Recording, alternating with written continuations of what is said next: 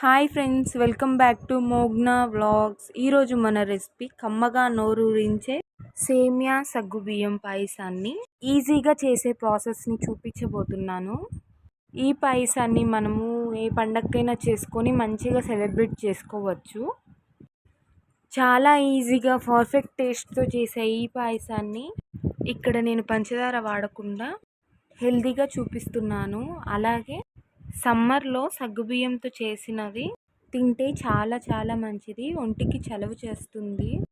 Present summer కాబట్టి మీరు కూడా ఈ పాయసాన్ని తప్పకుండా ట్రై చేయండి. ట్రై చేసి ఈ మంచి టేస్ట్ని ఎంజాయ్ చేయండి. మరి లేట్ చేయకుండా ఈ సేమియా సగ్గుబియ్యం పాయసాన్ని హెల్తీగా ఎలా చేయాలో ఇప్పుడు చూద్దాం రండి. ముందుగా ఒక బౌల్లోకి కప్పు సగ్గుబియ్యాన్ని తీసుకోవాలి, అంటే 200 గ్రామ్. నీళ్ళని తీసుకొని 2 సార్లు ఇలా రబ్ చేస్తున్నట్టు బాగా కడగండి. దీని వలన సగ్గుబియ్యంలో ఏమన్నా నలకలు లాంటివి ఉంటే పోతాయి. ఇలా 2 సార్లు బాగా కడిగాక మళ్ళీ నీళ్ళను వేసుకొని ఒక 2-3 గంటలు బాగా నానబెట్టాలి. మీకు టైం లేకపోతే కనీసం 1 గంట అయినా నానబెట్టి చేయొచ్చు. 3 గంటల తర్వాత చూడండి, సగ్గుబియ్యం ఇలా బాగా నానిన తర్వాత ఇప్పుడు పాయసం చేసే ప్రాసెస్ని చూద్దాం. స్టవ్ ఆన్ చేసి ప్యాన్ తీసుకొని ప్యాన్లోకి 2 టేబుల్ స్పూన్ల నెయ్యిని తీసుకోవాలి.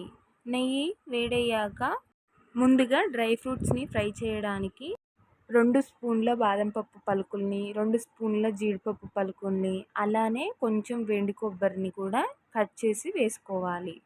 ఈ డ్రై ఫ్రూట్స్ అన్నీ బాగా వేగాక కిస్మిస్ యాడ్ చేసుకోవాలి. అన్ని డ్రై ఫ్రూట్స్ని ఒకసారి మొత్తంగా కలిపేసుకొని స్టవ్ ఆఫ్ చేసేసుకోవడం. ఒక ప్లేట్లోకి తీసుకొని రెడీగా పక్కకు పెట్టుకోండి. ఇదే ప్యాన్లోకి 1 టేబుల్ స్పూన్ నెయ్యి వేసుకొని 1 కప్పు సేమియా తీసుకొని ఫ్రై చేసుకుందాం. అక్కడ మనం తీసుకున్న సగ్గుబియ్యం చిన్న సైజు, నానబెట్టినా కానీ 1 కప్పే ఉంటుంది. నేను 1 కప్పే తీసుకున్నాను. అలానే మనం పెద్ద సగ్గుబియ్యాన్ని వేసుకుంటే 1/2 కప్పే వేసుకోవాలి. నానాక అది 1 కప్పు వరకు వస్తుంది. కాబట్టి 1 కప్పు సగ్గుబియ్యం, 1 కప్పు సేమియా తీసుకొని సమానంగా వేసుకున్నాం. ఇప్పుడు మంటని లో ఫ్లేమ్లో పెట్టుకొని ఇది కొంచెం కలర్ మారేంత వరకు బాగా ఫ్రై చేయాలి. చూడండి, సేమియా అనేది కలర్ మారాక ఒక ప్లేట్లోకి తీసుకొని పక్కన పెట్టుకోండి. మళ్ళీ స్టవ్ పైన ప్యాన్ పెట్టుకొని, నేను పెద్దది పెట్టుకున్నాను ప్యాను, ఇందులోకి 2 కప్పుల నీళ్ళని తీసుకున్నాను. అదే కప్పుతోటి 3 కప్పుల వరకు పాలు తీసుకున్నాను. మీరు కావాలంటే 4 కప్పుల పాలను లేదా 1 కప్పు నీళ్ళనైనా తీసుకోవచ్చు. మొత్తానికి మనం ఏ కప్పుతో అయితే తీసుకున్నామో అదే కప్పుతో 5 కప్పుల వరకు తీసుకుంటున్నాము. మీరు ఈ పాయసాన్ని ఇంకొంచెం పలుచగా తినాలనుకుంటే నీళ్ళు పాలు కలిపి 6 కప్పుల వరకైనా తీసుకోవచ్చు.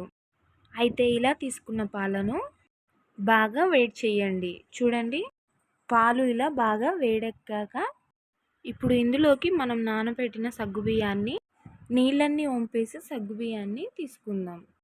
అలానే ఫ్రై చేసి పెట్టిన సేమియాను కూడా తీసుకొని బాగా ఉడికించండి. ఇలా ఒకసారి కలిపి సగ్గుబియ్యం సేమియా అనేది బాగా ఉడికినంత వరకు మంటను మీడియం ఫ్లేమ్లో పెట్టి మంచిగా ఉడికించండి. మధ్యలో కలుపుతూ మంచిగా ఉడికించండి. అయితే ఈ పాయసం రెడీ అయ్యేలోపు మరో పక్కన ఇంకొక గిన్నెలోకి 1 కప్పు బెల్లాన్ని, తీపి మామూలుగా ఉండాలంటే ఈ 1 కప్పు బెల్లం అనేది కరెక్ట్గా సరిపోతుంది. ఇన్ కేస్ మీరు స్వీట్ ఎక్కువగా తినేవారైతే 1 కప్పు పైన మరో 1/2 కప్పు బెల్లాన్ని ఎక్స్ట్రాగా తీసుకొని చేస్తే మీ టేస్ట్కి తగ్గట్టుగా తీపి అనేది కరెక్ట్గా సరిపోతుంది. అలాగే 1/2 కప్పు వరకు నీళ్ళని తీసుకొని బెల్లాన్ని బాగా కరిగించాలి. ఇక్కడ నేను బెల్లంతో చేస్తున్నాను కదా, అదే మీరు చక్కెరతో చేయాలంటే సగ్గుబియ్యం సేమియా బాగా ఉడికాక అదే ప్యాన్లోకి 1 కప్పు పంచదార తీసుకుంటే సరిపోతుంది. ఇలా తీసుకున్న బెల్లాన్ని పూర్తిగా కరిగే వరకు బాగా కరిగించండి. ఎప్పుడైతే బెల్లం ఇలా పూర్తిగా కరిగిపోతుందో ఈ బెల్లం వాటర్ని 1 నిమిషం మరిగించి పక్కకు తీసుకుందాం.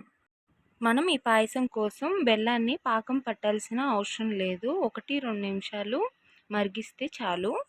మరో పక్కన పాయసం కూడా చక్కగా ఉడుకుతుంది. మనకి ఇవి బాగా ఉడకడానికి 9 నుండి 10 నిమిషాలు టైం పడుతుంది. మనకి ఇవి ఉడికింది ఉడకంది క్లియర్గా తెలియడానికి ఒకటి ఇలా తీసుకొని ఇలా నొక్కి చూస్తే చక్కగా ఉడికాయి కదా. ఇలా మనకి సేమియా సగ్గుబియ్యం బాగా ఉడికాక ఇప్పుడు ఇందులోకి మనం బెల్లం వాటర్ని తీసుకోవడానికి ముందుగా స్టవ్ ఆఫ్ చేసి ఇలా స్టవ్ ఆఫ్ చేశాక 1 నిమిషం పాటు ఇలా కలుపుతూ చల్లారనివ్వండి. మనం స్టవ్ ఆఫ్ చేసిన వెంటనే అంటే వేడి వేడి పాయసంలోకి బెల్లాన్ని తీసుకుంటే పాలనేవి విరిగిపోయే ఛాన్సెస్ ఉంటుంది. కాబట్టి స్టవ్ ఆఫ్ చేశాక 1 నిమిషం పాటు కలుపుతూ కొంచెం కూల్ చేసుకొని ఆ తర్వాత మనం బెల్లం నీళ్ళని తీసుకుందాం. ఇలా చేస్తే మీరు బెల్లంతో ఎప్పుడు పాయసం చేసినా ఏ పాయసం చేసినా పాలనేవి విరిగిపోకుండా చాలా ఈజీగా కరెక్ట్గా చేసుకోవచ్చు. ఇలా ఒకసారి అంతా కలిసేలాగా బాగా మిక్స్ చేసుకొని మళ్ళీ స్టవ్ ఆన్ చేసి మంటని మీడియం ఫ్లేమ్లో పెట్టి ఇప్పుడు ఇందులోకి మనం ఫ్రై చేసి పెట్టిన డ్రై ఫ్రూట్స్ని వేసుకోవాలి. అలాగే యాలకుల పొడి పచ్చకర్పూరం కూడా వేసుకోవచ్చు. టెంపుల్ స్టైల్లో ఆ ఫ్లేవర్ అనేది చాలా బాగుంటుంది. అలాగే మనము ఈ బెల్లం వాటర్ని తీసుకున్నాక మళ్ళీ ఈ పాయసాన్ని మరగపెట్టాల్సిన పని లేదు. డ్రై ఫ్రూట్స్ తీసుకున్నాక ఒకసారి కలిపి స్టవ్ ఆఫ్ చేసుకోవడమే, సర్వింగ్ బౌల్లోకి సర్వ్ చేసుకోవడమే. చూడండి, మనం చేసిన ఈ పాయసం అనేది మరీ చిక్కగా లేకుండా అలా అని మరీ పల్చగా లేకుండా క్రీమీగా ఎంత బాగా వచ్చిందో. మీరు కూడా ఈ కొలతలతో చేస్తే మీకు కూడా ఇంతే పర్ఫెక్ట్గా సగ్గుబియ్యం పాయసం అనేది చాలా బాగా కుదురుతుంది. ఈ సూపర్ టేస్టీ సగ్గుబియ్యం పాయసం మీరు కూడా ఇంట్లో ట్రై చేసి మీకు ఎలా కుదిరిందో నాకు కామెంట్ సెక్షన్లో కామెంట్ చేయండి. మీ ఫ్రెండ్స్ అండ్ ఫ్యామిలీ తోటి షేర్ చేయండి. ప్లీజ్ సబ్స్క్రైబ్ చేసుకోండి, లైక్ చేయండి, షేర్